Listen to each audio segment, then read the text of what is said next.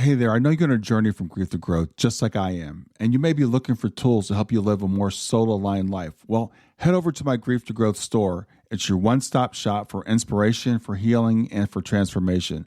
Inside there, you're going to find some free resources to help you get started. You'll find guided meditations to calm your mind and reconnect with your spirit. You'll find signed copies of my book, Gems of Healing. You'll find my brand new Oracle deck to help you tap into daily divine guidance. And there's some powerful mini courses designed to fit in your busy life and move you forward one gentle step at a time. So whether you're deep in grief, seeking spiritual growth, or just ready for a reset, there's something waiting for you right now. Just go to grieftogrowth.com/store, grief numeral 2 growth.com/store, and start exploring. Close your eyes and imagine. What if the things in life that cause us the greatest pain, the things that bring us grief, are challenges? Challenges designed to help us grow, to ultimately become what we were always meant to be. We feel like we've been buried, but what if, like a seed, we've been planted? And having been planted, we grow to become a mighty tree. Now, open your eyes. Open your eyes to this way of viewing life. Come with me as we explore your true, infinite, eternal nature. This is Grief to Growth, and I am your host, Brian Smith. Hi there, I'm Brian Smith, and welcome to Grief to Growth. Whether this is your first time here or you've been walking this path with me for a while, I'm truly glad you're here. This show is about making sense of life, especially when life doesn't make sense. We talk about grief, loss, and the questions that keep us up at night. Who are we and where do we go when we die? And is it possible that people who we consider to be lost are actually closer than we think? I bring guests on to help illuminate this path, no matter how dark it feels. And my guest today is Louise Crist. Louise is a registered nurse with decades of experience at the bedside. She's a certified grief educator, she's an author, and she's a shining light parent like me, someone whose daughter is in spirit. Louise had her daughter Jilly, pass in the spirit several years ago. And what's unfolded since then has been one of the most remarkable stories of continuing connection that I've ever heard. Jilly began predicting her death at the age of 4. She drew the scene of her fatal accident in detail 2 years before she passed. And she didn't stop communicating when she passed. As a matter of fact, if anything, she got louder. In this episode, we're going to explore what it looks like when love refuses to be interrupted by what we call death. We'll talk about the moments when Jilly made herself unmistakably known to Louise, to her dad, to mediums, and even to strangers, and what that evidence means for all of us who are wondering about where our own children, our loved ones are, or whether they're still out there. We'll look at what all those decades of nursing taught Louise about the other side, long before she needed that knowledge for herself. And we'll talk about what it means to keep living and keep loving when the person you're loving is on the other side of the veil. This episode is for you if you've lost a child and you wondered if they're still here, but it's also for anyone who's found a penny or found a wet feather or heard a song at just the right moment and thought, was that you? Louise's answer, backed by story after story, is yes, it's absolutely Jilly. After the episode, I invite you to continue the conversation over at my Substack, grieftogrowth.substack.com. That's grief, the numeral 2, growth.substack.com. Well, there'll be an article about this, and you can talk with me and other listeners about the episode. So with that, let's get started, and let's welcome Louise. Thank you for having me. Yeah, it's great to have you here, a fellow Shining Light parent. So for people that don't know what that is, we are parents whose children are no longer here physically, but our children are still with us here in spirit. So I'm really excited to get to know about you and about Jilly. So first of all, tell me about Jilly.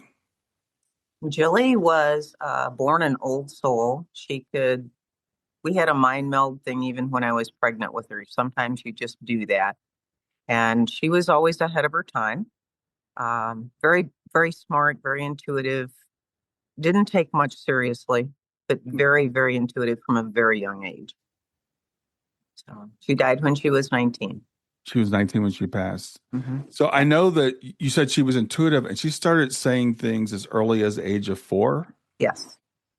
Yeah. We were playing dolls one day and I said something about her future babies and she looked at me and said, I won't have babies. I won't live that long. Wow. Wow. And did this continue then? Because I know up until a couple of years before she passed, she was still saying things like that. Is that right? Yes, I took her to counseling and they said she doesn't seem to be upset by it. Hmm. So just roll with it and say uh-huh a lot. But it got deeper and deeper as she got older. And then she told me exactly how her car accident was going to happen about a month before it did. And it did. Wow.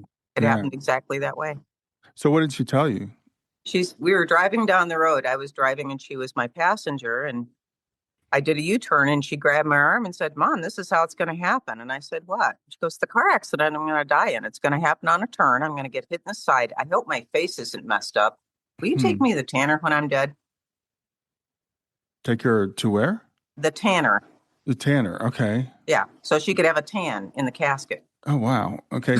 How do you respond to that? Yeah. So when she said this, it sounds like it was pretty matter of fact. She Yeah. she wasn't upset about it Nope. all during this time. Yep. Okay. Yep. And I hate to ask you this, but tell me about her passing. It sounds like it happened pretty similar to what she said. She had spent the night at a friend's house. Hmm. And her one of her best friends were driving Jilly's car because the best friend didn't, her car wasn't working right at that point. So the best friend was driving. They didn't get enough sleep. They had had three rum and cokes the night before, but quit drinking at midnight. Hmm. Got up at 6 or 5:45, got on the road, and she was dead 5 minutes later. They missed a stop sign. The road dog legged, and they didn't know that in the dark. And they hit a tree. They hit a gas main and then a tree, and she was hit in the side, just like she said, broken neck and injury right here to her chin. Oh, Her face wow. wasn't messed up. And the tanning place did call the funeral home wanting to know if they should bring the spray tanner because she had talked to them too. She had talked to them Yeah, previously, before she died. and she told them Bring the to, spray tanner to the funeral home. I want a good tan. oh, wow. Okay.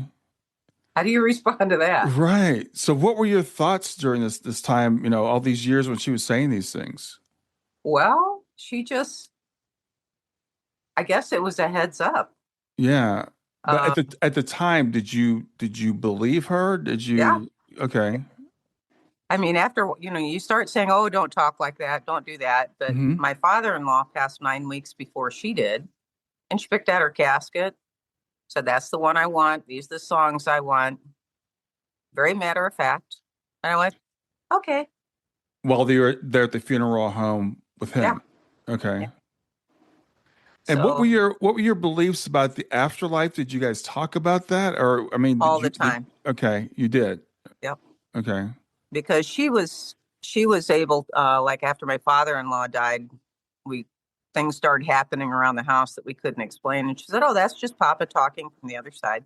It's Hmm. okay. What kind of things are happening? Oh, like her CD would randomly change in the middle of a song and she'd say, Papa, put that back. And it would go back to where it was. And just, things falling off tables and shelves. And she just knew. As his Wow. entire urn just jumped off of her dresser onto the floor and didn't break. Wow. Okay. So, So I'm just kind of flabbergasted by this because I can't, my daughter Shayna made a couple of comments when she was around the age of 10. I think she started saying things like she wasn't afraid to die. And she talked about, she said she didn't want to grow up. yeah, And she was 15 when she passed. And even just a couple of weeks before she passed, she was playing with her cousins and my daughter Kayla and said something like, when I pass, I want to be cremated and buried under a tree. hmm, And she was 15 at the time, and they were like, Shayna, what are you talking? It was a random thing. It was like not part of the conversation, and we didn't know until after she had passed, and we were talking to Kayla about what we should do with her body, and she said, well, "This is what Shayna said she wanted." yep. So we had those indications, but nothing that's specific. Did it upset you at all, or how did you take it? After years, you just kind of go, "Mm, okay." Yeah. And then 2 nights before she died, she left both me and her dad notes on our dresser thanking us for being good parents, teaching her about spirit and afterlife and praying and giving Uh-huh. her a good house and all that. And she was the passenger in the car, not the driver. Right. So Right. yeah. And she wrote a note about a month before she died. We read it at her funeral. It was basically her eulogy. Okay. So were you or are you a religious family or just spiritual or Very spiritual. I okay. took my kids to every major religion growing up and kind of exposed them to all of it so that they could make a better choice as an adult as Mm-hmm. far as what resonated with them. They all chose Catholicism, which surprised me. Interesting. Um, Yeah. but we went, and now it's much more, it's bigger than that. I think it's much more spiritual than that. Yeah. So after she passed and Hmm. you had this understanding or this knowing, I guess, that she was going to pass, how did that play into your grieving process? Well, thank God I had a heads up. My grieving process, I got a call from the driver's mom that Mm-hmm. morning, and the girls aren't home. They should have been home. Where are they? So I got in my car and started looking. Mm. And I called her friends that she was with, and they said, nope, they left at 5:45. It's now 7:30. It's a 25-minute trip. So they started looking from their end. I started looking from my end. And right after I got the call confirming about the accident and that she had died, I heard her as clear as day right here driving down the road saying, "It's okay, Mom. I jumped. I didn't feel a thing." It Oh, was like wow. watching one of those weird shows on TV where they just do really crazy, stupid things. And you go, wow, that's going to hurt. But it didn't. Hmm. Hmm. I said, okay. She came to her dad in a tree stand. He's not quite as open spiritually as I am. Uh-huh. And his hands started glowing. Oh, And he wow. didn't know she was dead yet. He's His like, hand. what in the heck is going on? Why is my body doing this? Mm-hmm. And just almost like he said it was a very warm hug, but Okay. it never happened before. Yeah, and I've heard of something similar to that happening, and it sounds like I was going to say she is a very powerful spirit that was able to do these things, immediately. Oh, within seconds. Yeah. So we picked out I had my youngest daughter, Sierra, pick out her outfit because I would have put her in something princessy, and that's not who she was. Uh-huh. And so Sierra picked out her outfit. We had the necklace with a ring that somebody with Alzheimer's that was very precious to her had given to her. And it was just a costume piece of jewelry Hmm. and a little charm that said faith and her baptism cross. Had the necklace laid out with the clothes. Went to go pack it all up to go to the funeral home, and the ring was missing off the necklace. Hmm. I was like, that's really weird. We looked everywhere for it, couldn't find it. This was 3 days after she died. Went to the funeral home, had the bag still sitting on the table, and my husband sat down across the room and had a grief quake. And he goes, "What is that over there under the table? Not where we were." Hmm. It was the ring. Oh, wow. We hadn't been there yet. Oh, okay. Wow. I don't have an explanation for that. Yeah, well, I don't have an explanation for it, but I know it's called an apport when Yeah, something physically moves from one location in our dimension to another location in dimension, which with no means of transport. right. And she does that a lot. She does. She still does that? Oh, yeah, all the time. Okay. Not Wow. just me, friends, family, sometimes multiple people in the same day or at the Yeah. same time. Wow. Wow. I'm really blown away by this. But other thing I want to ask you about, because you mentioned she said she just jumped. Yeah. And for parents whose children have passed, and almost every parent I've talked to has this almost nightmare about their last moments. Were they scared? Were they alone? Were they in pain? To explain to me what she meant by when she said, "I just jumped." She said her last memory, well, right before impact, she knew that she wasn't going to survive that. And she Hmm. said our bodies are designed when death is inevitable to just snap out of them. The Hmm. body continues to have that experience, but the soul doesn't have to experience the pain. Yeah.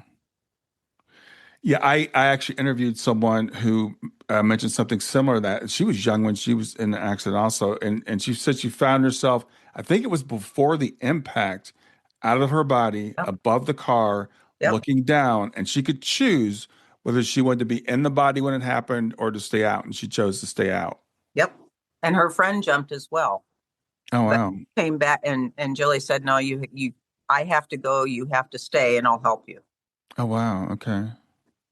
So they met and out of body in the in between time. Is that what you're That's saying? what Jilly said. Yes. Okay. Okay. Yeah. The driver doesn't remember the accident. She had a traumatic brain injury and some other things, so she doesn't remember it, thank goodness.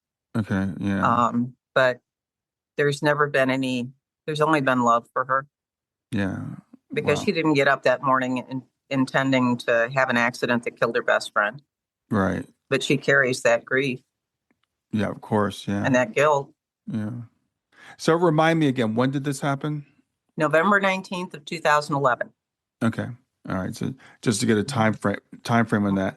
And another thing that parents or we a lot of us really struggle with is anger. Anger at the person. Like you said, your daughter was not the driver; it was someone else. Yeah, How were you? How did you feel? This was one of her really good friends too, so I would imagine that kind of complicates things. Did you have any anger at her? I didn't, but other family members did. Mm-hmm. Because the day before this happened, Jilly and I were driving down to a doctor's appointment and we were behind a truck on the highway. And something told me to just get over one lane. And as soon as I did, something came flying off the truck that would have hit us and killed us. Hmm. And Jilly grabbed my arm and said, Mom, we could have died just then. She was Wow. dead less than 18 hours later anyway. I could have been that driver. Yeah. Yeah. So I have to ask you this then. People, we talk about soul planning, and people wonder sometimes about like, do we have a time to go? What are your thoughts on that? Absolutely. Absolutely. She comes to me in dreams sometimes. And she told me that if it hadn't been that day, it would have been a day very close to that. There might have been more people involved, but it was her time to go. Hmm. She had thrown the pebble in the pond that needed to be there, and now the ripples were going to go out, and she could help more on the other side than she could on this side. Okay. Wow. Yeah, I know Elizabeth Bassan, the founder of Helping Yeah. Parents Heal. I think Morgan, her son, came to her or came through a meeting one time and said something similar. Like he died at Mount Everest, and he's like, Yeah. if it hadn't been there, it would have been. It doesn't matter. It didn't matter where I was. It was going to be around that time. Yes. And that reframes grief. Yeah, I think that completely reframes grief because we've talked about, again, some of the most difficult emotions to deal with grief are anger, guilt, the why did this have to happen? And it sounds like, I mean, from your experience, at least a lot of those questions have been answered. Well, chapter 2 in my book is the why. She gave me my answer. Okay, tell me about that. Um, she she showed me, and I've never forgotten any detail of this. She put me into a forest out in Oregon and showed me a beam of light coming down, and it was Jesus sitting in a rocking chair holding this little girl. And I Hmm. walked up and I realized it was her, but I could not move. I had to just observe. And she basically said, "Hey, heaven is fun, but I want to learn about forgiveness, and I want to learn about love, and I want to learn about patience." And God basically said, "Well, you have all those things already in heaven." So she said, "I want to go to earth and learn it." So he said, Hmm. "All right." And they had this whole conversation about what she was going to learn and the lessons she was going to have, and how each time she learned something, she was helping somebody else learn something, Hmm. and how it was bigger than just her, Yeah. Yeah. and what my role in that would be. Okay. Wow. Again, I'm having this conversation with you. I think about all the issues that we go through. Again, the whys, the unfairness of it all. A life, as we say, cut short at 19. Um, so there are no pat answers, and it's people still going to have questions. Sure. But I think these answers can be very helpful to people to at least soften the edges. Hmm. Yeah. Hmm. And if you look at the driver specifically, are you aware of any support groups for people who accidentally cause someone's death? I'm not. No. Yeah. No. So they carry that grief and that shame and that weight. Stay with us. We'll be right back. Grief doesn't follow stages, timelines, or rules. And if you've ever wondered, am I doing this right? You're not alone. That's why I created the Grief Check In. It's not a test, there are no right or wrong answers.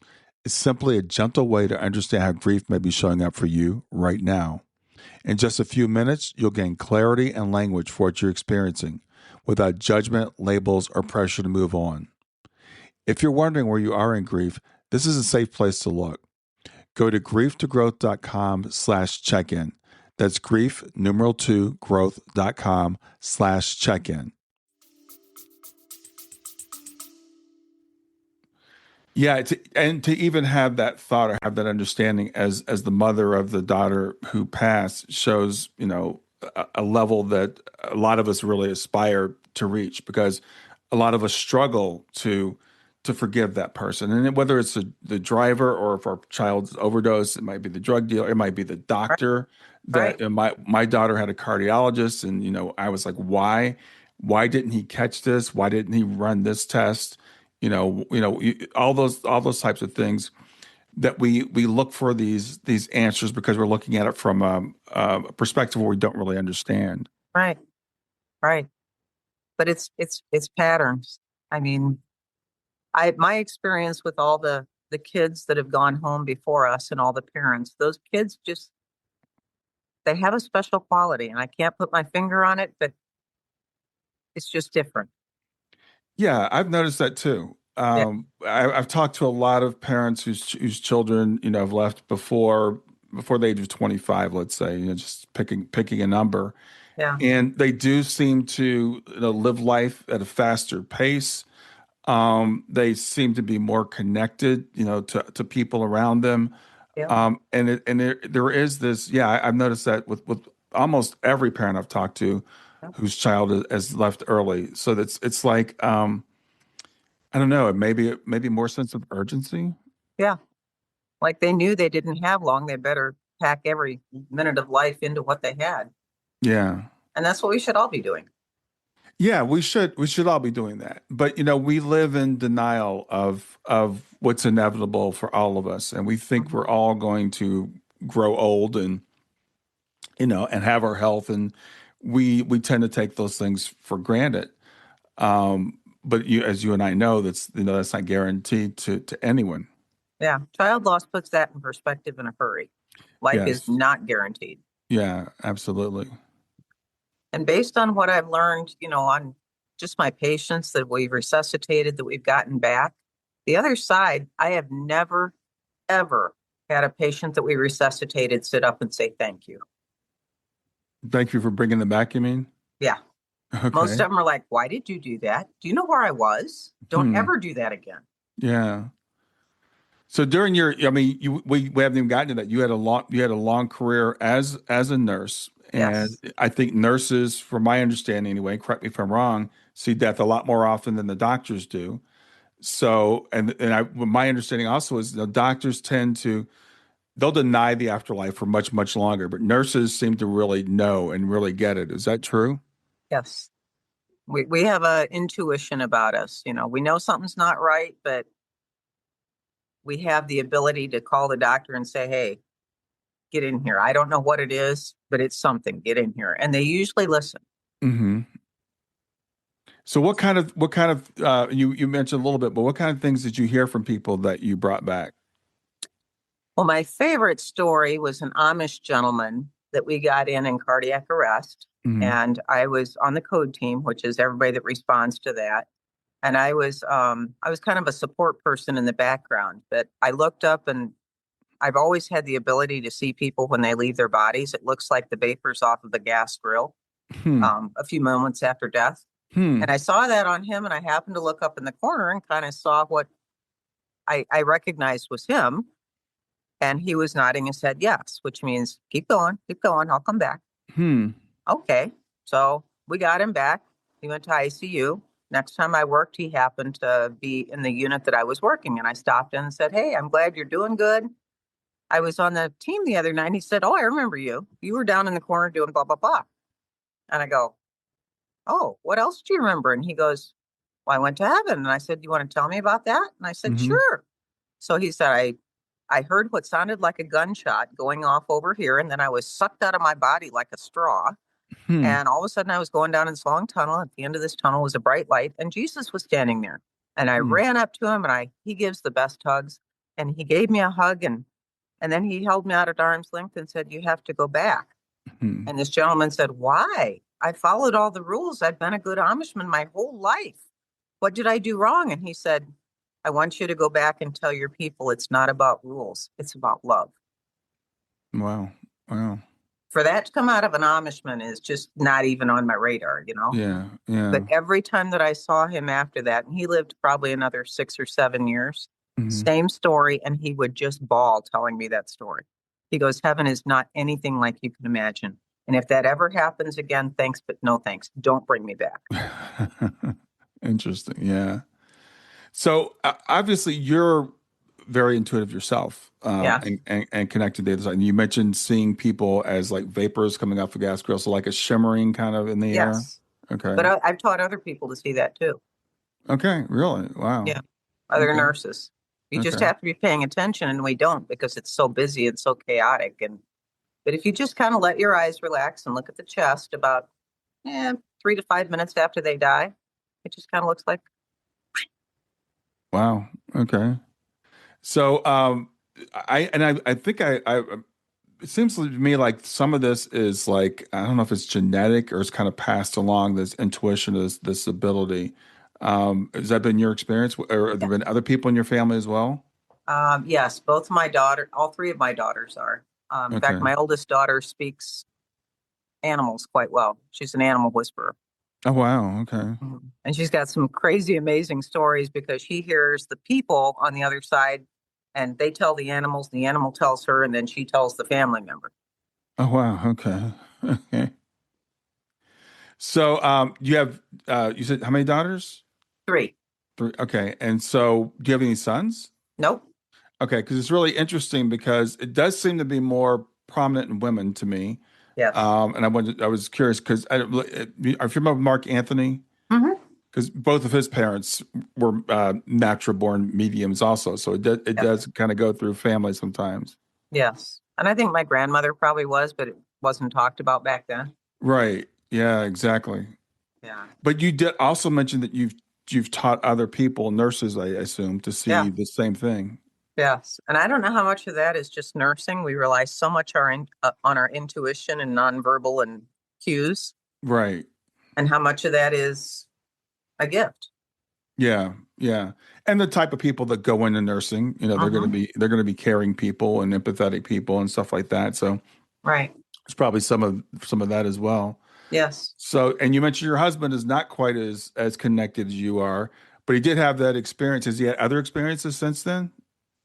He was one of the ones that had so much anger toward the Mm, driver that I had to physically hide her for the funeral because I was afraid other people would tear her apart. Because mm, Jilly was very popular. yeah. Um, but he was one of those that had anger and he just wanted that last hug. He wanted one last hug and doggone it, he was so ripped off. He didn't get that last hug.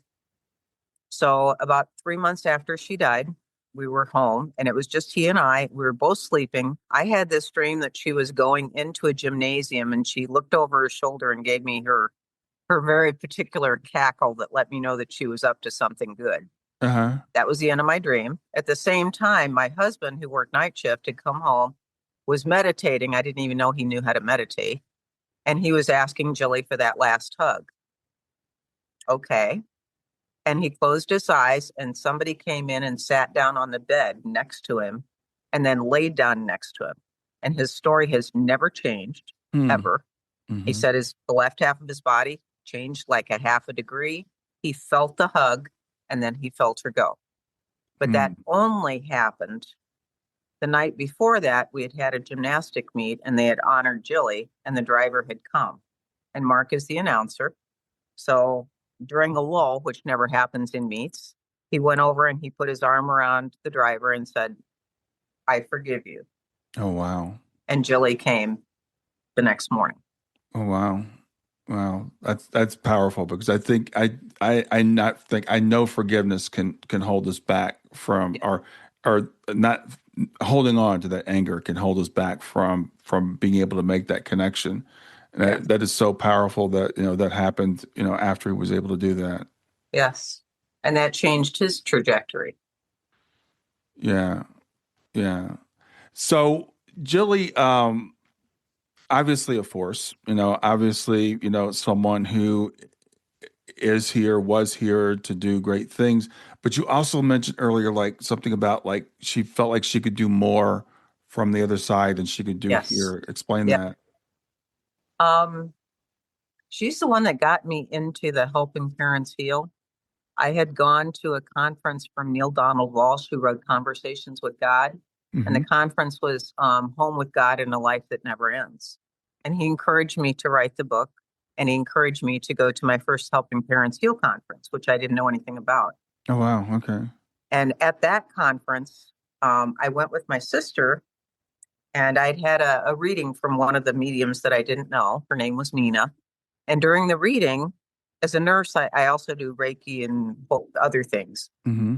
This medium started having a headache, and I went around to work on her headache, and I kept hearing the name Jared, Jared. And it sounded like somebody was right outside of her hotel room door yelling, Jared. Hmm. I'm like, do you know any Jareds? Should we answer the door? And she's like, what are you talking about? I said, you don't hear that? Nope, I don't hear that. Three different times, no Jared. And I'm like, okay, whatever. Went down to lunch that day, our first conference. I'm standing in line. This blonde chick is behind me that I don't know from Adam. And I Hmm. turn around and I hear, Jared. And I'm like, hmm. And she starts glowing. There's no reason she should be glowing. There's no skylights. And Hmm. I'm like, all right, I'll bite. Hey, do you by chance know anybody named Jared? And she went, that's my son in spirit. How did you know that? Hmm. Oh wow. And it turns out that Jilly and Jared had so much in common that it led to healing for both of us. And that's what she does. She finds people who have a lot of things in common with us. You couldn't Hmm. even try to have these things in common. And Hmm. then somehow they cross my path. Yeah. Yeah. So I know we talked about the sign of finding the ring at the funeral home. You've had other amazing signs from her. Oh, a whole book full of signs. Yes. Yeah. Well, Yes. give me another one of your favorites. Oh, my favorites. Clean or PG? Either one. This is a podcast. You can say whatever you like. Um, well, let's see. I'll give you a clean one. My husband, to deal with his grief, decided he's a gardener. I can't garden. I can kill a plant just looking at it. Hmm. So he went out and dug this very large area in a part of the yard that we had never done anything with. No animals buried there, no nothing. Just under a walnut tree in the Hmm. corner. Hmm. Okay, so he goes out and he digs. It was about a foot deep. He gets to this gigantic walnut tree root and he can't get it out. So he gets out the sawzall, cuts off this root, digging underneath, getting all the rocks and pebbles, comes up with what he thinks might be a button because this house is an 1860 house. Comes in, rinses it off, and it's a 2009 Virgin Island quarter, Oh, wow. Okay. which is significant. 2009. I mean, how would that get a foot under a tree root? Right. The Virgin Island quarter had a palm tree, a beach, a seagull, and you could tell it was a beach scene. Hmm. Jilly wore Hollister clothing all the time. Seagulls were her thing. Her Hmm. favorite thing to do as soon as the weather in Michigan hit 30 degrees was put on her bathing suit, go out on the roof and suntan. Wow. Now, the Virgin Island court, that for people that may not remember, we had those quarters back in the day that we had quarters for each state. I didn't realize there Yeah, was one for the Virgin Islands, but I every didn't state either. had their own quarter. I didn't either. Yeah. But that was a very appropriate one for her. Yeah, that is wild. That is really wild. So, yeah, I don't even know where to begin to explain that. And it's really interesting because again, we talked about earlier the app ports, and that is I know they're physical mediums that do stuff like that. But I find dimes, for me it's Mhm. dimes. And like the other day I came in the kitchen and there was a dime laying on our kitchen counter, which is, that's not really a miracle, but my wife and I hardly ever use change. I hardly ever use cash. Yeah, And I asked her and she said, "No, I didn't have any." It's like, but it's just laying there. And yeah, we find stuff like that, but find this is like, okay, I'm not just going to put it on the counter. I'm going to put it underground, yes, and I'm going to put something in a place where we haven't even been before. right. And the seagull, I mean, we played Freebird at her funeral. That's her theme song is Freebird. Oh, really? So it was very appropriate. And at Yeah, her funeral, people kept walking up and handing me quarters. Did you drop this? Did you drop this? And I'm like, I'm wearing a dress. I don't have pockets. yeah, She has yeah. probably $5 to $7 worth of quarters in her casket with her. Oh, wow, wow. Okay. I'm like, launch them over there. I don't know. I couldn't figure out the whole quarter thing. Why quarters? Why not dimes or nickels or whatever? And then she Yeah. finally showed me in a dream one night. She goes, remember when I was little? You made me memorize our address and our phone number, and you put a quarter in my pocket whenever I went somewhere so I could call home. Oh man. Okay. She's Yeah. calling home. That is wild. Yeah. It's funny because when after Shayna passed, I was like, people say finding or finding coins is a sign. And so I was like, I said to Shayna, I said, I want it to be dimes. Yeah, Because pennies you find all over the place. I'm like, right. so I just chose dimes. And I mean, not that I don't find other coins, but when I find a coin, it's almost always a dime. Yes, yes. So So I can't explain. It's one of those no other explanations, but they're always in really weird places. Like my brother vacuumed his entire room, came back, and there's one in the middle of the floor. yeah, yeah, yeah. That Another friend found one in a pair of boys' underwear in the fly, wrapped around a drain tube under the sink. oh, okay. Okay. Is that where you store quarters? I'm not a guy, but I'm, Yeah. you know, Yeah, that is great. That is crazy. So, in the times, since she's passed, she's gotten you into helping parents heal. And if I remember correctly, you recently retired from nursing. I did. Yeah. Yes, I did, which was very trippy. Yeah. So, I'm what getting was it? used to that. That might be another book. Yeah.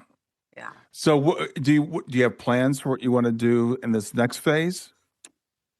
I think another book is going to happen. I'm already starting to, I've got a lot of information for another book. Hmm.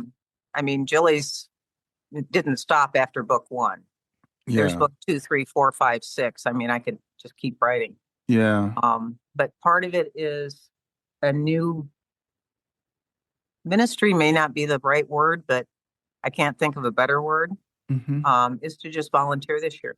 Spend my time, talent, giving back and seeing what happens. And I know she'll guide me. Yeah, I think ministry is an appropriate word from the original meaning of ministry because to minister to someone is to serve. So we Yes. think of it in a religious term, but I believe it is a ministry to do that. And she's given you so much to Yes. work with. And as I said, when you and I spoke a little bit earlier, I said I have to have you on the podcast because every question that parents ask me after they've lost a child, you can answer it. And again, it doesn't take all these things away, but it can Right. add some meaning to it, it can add some context to it, it can Right. add some relief. Because again, I've talked to so many parents, like, did they suffer? Did they experience pain? And I've talked to enough people who've had near death experiences and people have been through this where I'm like, no, even when you see someone suffering in their body suffering in the hospital, for I example, don't remember it. they're gone. They're Yeah. they're not there. Yes. And my mother-in-law had dementia, and so did my father-in-law. And I'm convinced that their spirits were. I mean, I'm not saying they were gone, but they were back and forth. It was like My mom was sometimes that they were here, sometimes they were there. my mom was that way. I woke up one night and my mom was standing next to my bed and I went, what are you doing here? Hmm. I called the nursing home. Hey, can you go? Oh no, she's fine. She's sound asleep. Oh wow! Okay. So she was there in spirit next to your Yeah. bed. Yeah. Yeah. Yeah, and unfortunately, when my father-in-law went through it, it was before I knew all this stuff. So he would say things like, "I saw, so and so the other night," or "I saw this person," and we knew he hadn't. And it wasn't until years later I put together every person he said he saw was dead. He Yes. never said he saw someone who was alive. No, they were all coming to get him. Yeah, And I wish as nurses for if you're a healthcare professional, it's kind of beaten into you that death is failure. absolutely. Death is not failure. We're all Absolutely. going to die, Yeah. just like we were all born. I want to do that a little more gracefully, Yeah. if No, I think if possible. that is a really good point, and I understand it in the medical profession. I mean, that's your job. Your job is to keep people in their bodies. But on the other hand, it's we do have a time to go. And I've talked to enough people, and I'm to the point now where I don't view it as a tragedy because a person happens to go when they're young, because that was their time. Yes. And what if whatever happened to your daughter was a building block so it doesn't happen to anyone else? Yeah. Or what if they learned something that they didn't know out of that? Yeah, yeah, and yeah, because it was interesting because she did have. We knew she had a diagnosed heart condition, which was very mild, and she wasn't even on medication or anything. They were just like, come back every couple of years, we'll take a look at it. And then after she passed, the coroner calls and said, well, she had a structural defect that was congenital. Yeah. And she said, I think that's what caused her passing. And the cardiologist disagreed. So people ask me, and I'm like, I don't know. Yeah. But they did want to take her heart and study it, at Children's Hospital. I don't know whatever happened with that. But again, I don't view it as a tragedy anyway. It's we all have a time to come in, we all have a time to go out. And Yep. I think from the other side, people aren't going, oh, I only got to be there, 19 years. I only got to be there 15 years. I don't think that's a regret. No, no. She just packed a lot into it. Yeah. Didn't waste any time with fluff because there was no time for fluff. Yeah. And that's the thing. I thought about it after Shayna passed, and I was talking to someone about this the other day. It's like, I could say, well, I only had 15 years with her. But I could also say we had a great 15 years. We homeschooled my daughter. We got to spend a Same. lot of time together. I was working from home. So we Yeah. packed more in those 15 years than a lot of people pack into a lifetime. So it's not Yeah. the quantity of life, it's the quality of your life. And looking back, I'm so glad we homeschooled. Oh, did That's you? all that extra time I didn't get to have, or I wouldn't have had. Wow, you did. Okay, that's Yeah. wild. Yeah. Yeah. Yeah. So, and that's the other thing is, I can just tell from talking to you, your connection with her was and is a very special connection. Yes. And a lot of people, they don't have that. They don't have that real soul connection that you have. Hmm. I have one of my roles in being an affiliate leader is reaching out to newbies, whether Hmm. the death happened last week or 15 years ago, and just kind of checking in on them and sharing ways to maybe hear from your child. Hmm. So what I recommended to one who had put her child's picture in the drawer 15 years, 14 years ago and never took it out because she didn't know anybody that lost a child. And that's what you're supposed to do, right? Because you just put it away and you don't talk about it. Yeah. And I said, Farrah Gibson came up with this and I passed it on to her. Just, close your eyes, pretend like you're unzipping your Earth suit, put it over there in a pile, go to the edge of in my mind, it was the Grand Canyon and yell, hey, Jilly, I love you. And then what do you hear back? Yeah.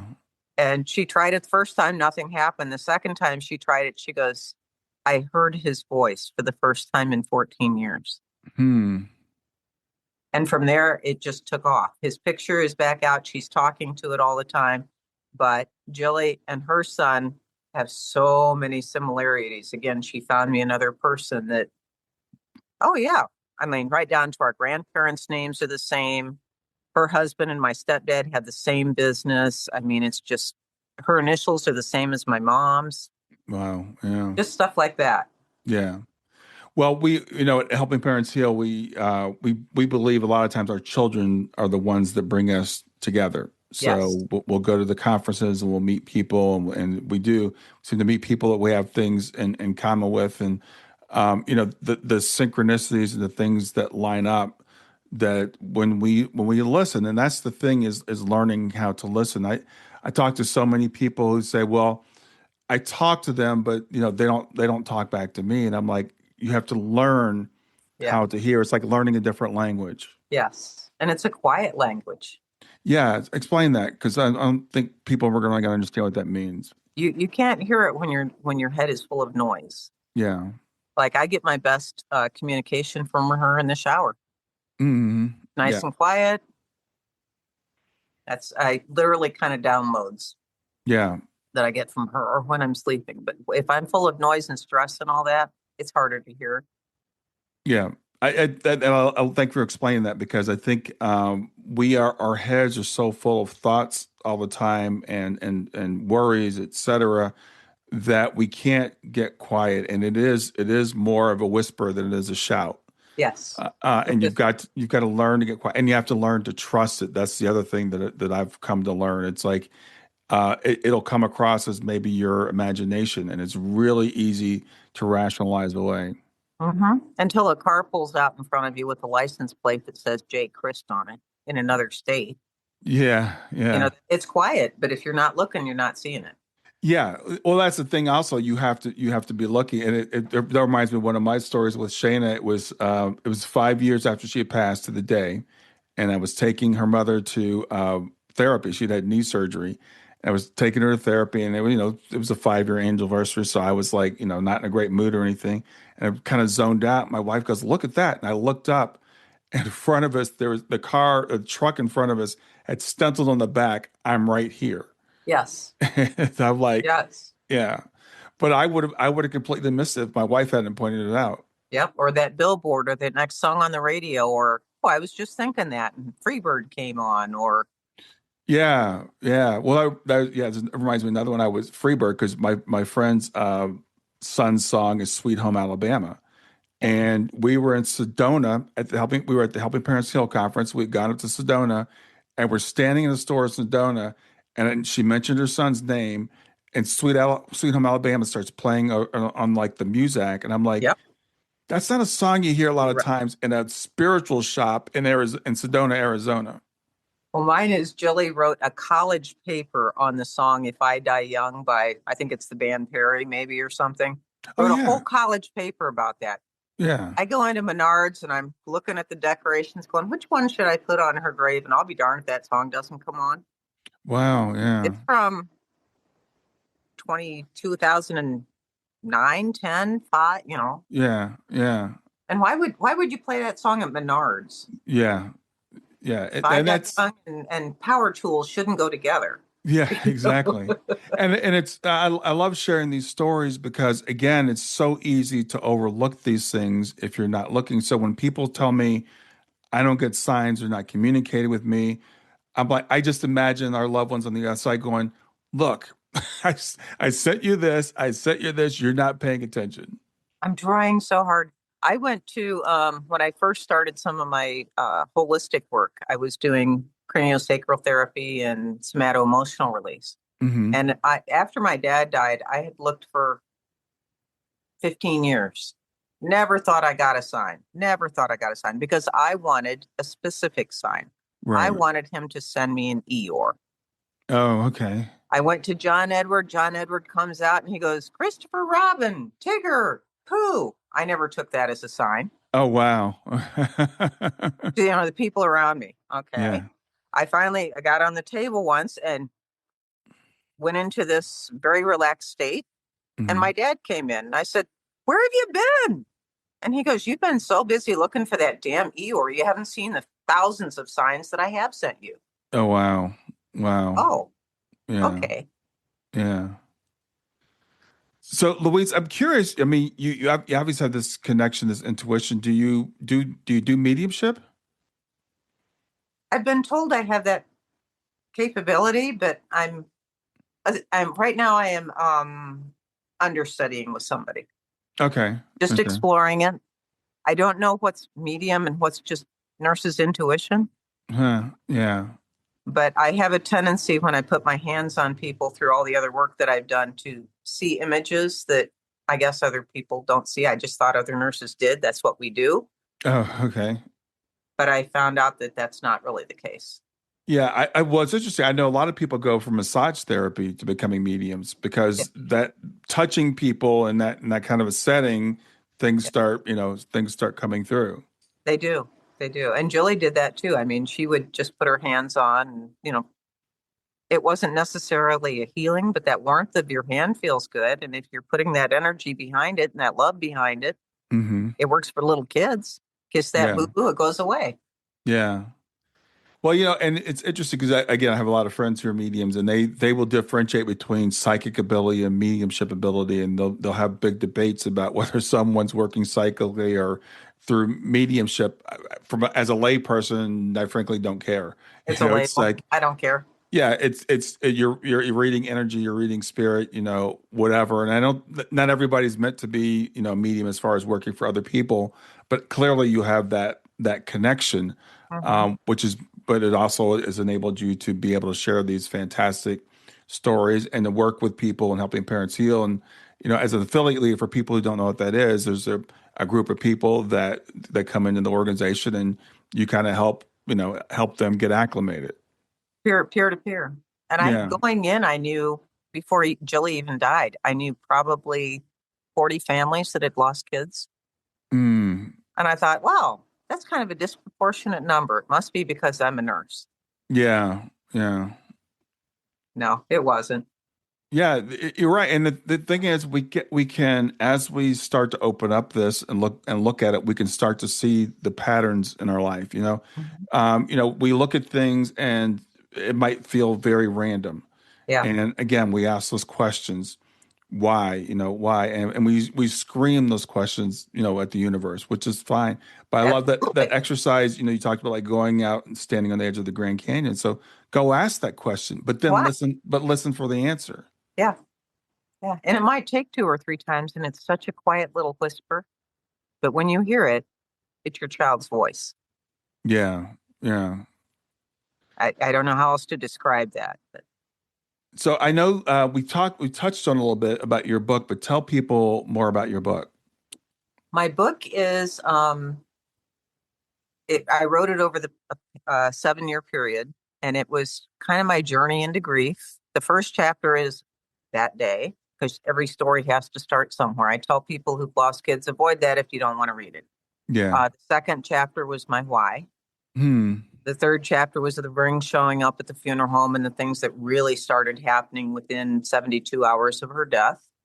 And the rest of it is just kind of a back and forth between I can't get out of bed today to I am so joyous and so full because I got this. Or I figured out that love is grief is love with nowhere to go. So today Mm-hmm. is Jillian's birthday. She would be 34. I Yeah. can't give her a present.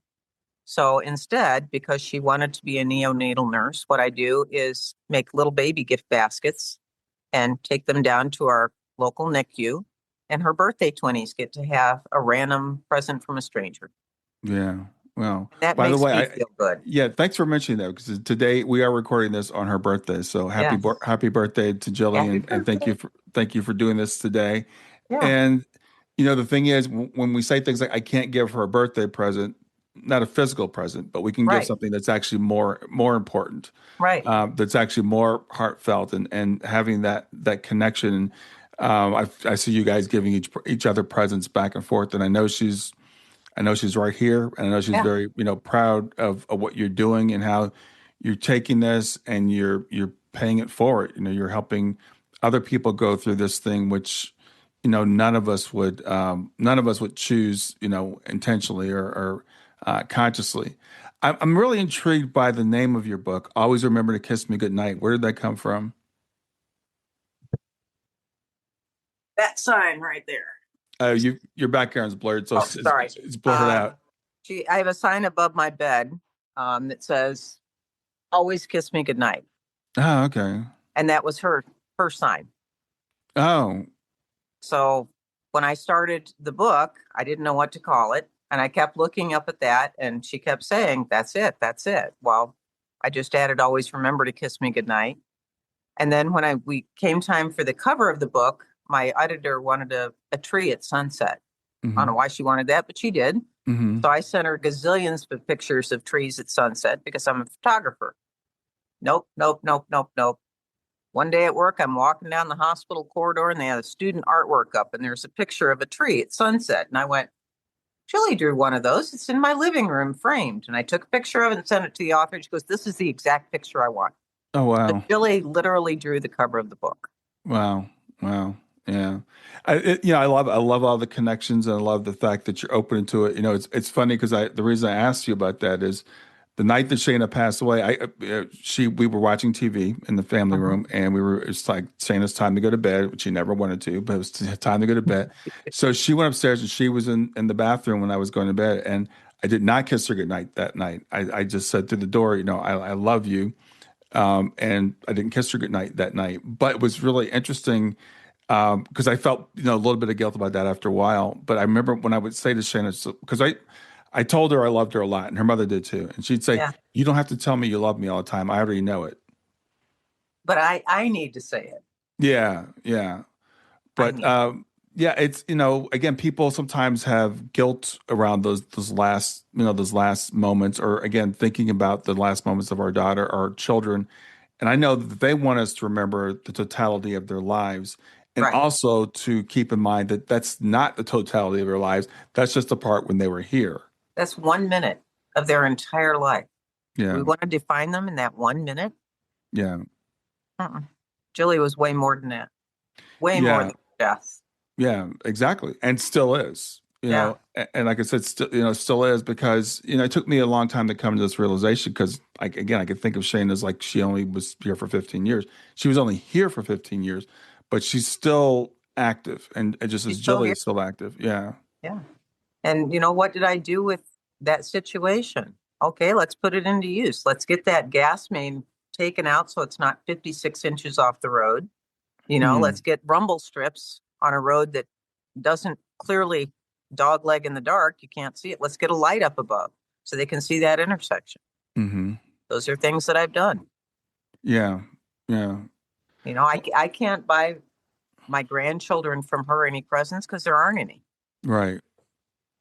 Why can't I buy them for a stranger? Yeah. That gift is going to find exactly the right person. I did it one year, took it out to an Amish birthing center, and this family came in and they were just sure it was a girl, so all they had was dresses. It was a boy. Huh. And here comes this basket with exactly everything they need for the first month. Yeah. Yeah, and that's finding, something to do with the grief, to do Yes, with the with the love. pain, yeah, with the love. And I hear, and I think you said earlier, grief is love with no place to go. But the more I do this work, the more I get into this, like there is some place for the love to Mm-hmm. go, right? Mm-hmm. So that is when we have that deep, intense grief, is when we don't think we have anywhere to put our love, when we don't realize that we can still have this continuing relationship. It's not over. Yes. And everything I do in Jilly's honor honors Jilly Yeah, and yeah, honors our connection and our love and feels as physically to me like a hug as I can get from the other side. yeah, yeah. I'll take it. Yes. Yeah, I completely agree with that. And yeah, I still miss, my daughter here physically. That's not going to change. Right. And I understand that people that still, I mean, we still want that. We are biological beings. Um, Absolutely. but we can have a different type of thing, like you said, a different way of learning, a different relationship. And I thank you, Louise, for helping people to understand about how we can make that shift and we can learn. Like you said, you've taught nurses how to see energy. I'm going to call it, see the spirit Mm-hmm. leaving the body, and we can learn this language, this new way of speaking, or actually, I should say an old way of speaking. I think we come in knowing this, Yes. and your daughter at 4 having that premonition, a lot of times kids they lose that. So Yeah. they'll say things like that when they're young, and then they'll stop because the parents will shut it down. Don't Yes. think like that. Don't talk like that. That's just silly. It's fantasy. And we internalize that and we lose the connection. Mm-hmm. Mm-hmm. And when this, that desperation right after they die, and that, oh my gosh, I'm never going to see them again. I'm never going to be able to touch them or feel them or anything. And that just panic. Yes. It can't be over. I'm not ready. Yes. Yes. It's not over. I love that. Thank you. That's such an important point because I breaks my heart when I hear someone say, "I'm never going to see them again." Mhm. Like that's not true. They're You will, closer you than you will, can imagine. yeah, and you will see them again. Maybe not with your physical eyes, not with these eyes, but you will see them again. Yeah, And not only that, even more so, you can still communicate with them now. absolutely. Yeah, And they will answer you. It's kind of a one-sided conversation because they answer quietly, but it's there. yeah, yeah. It is, and so yeah. So thank you for doing what you do. Thank you.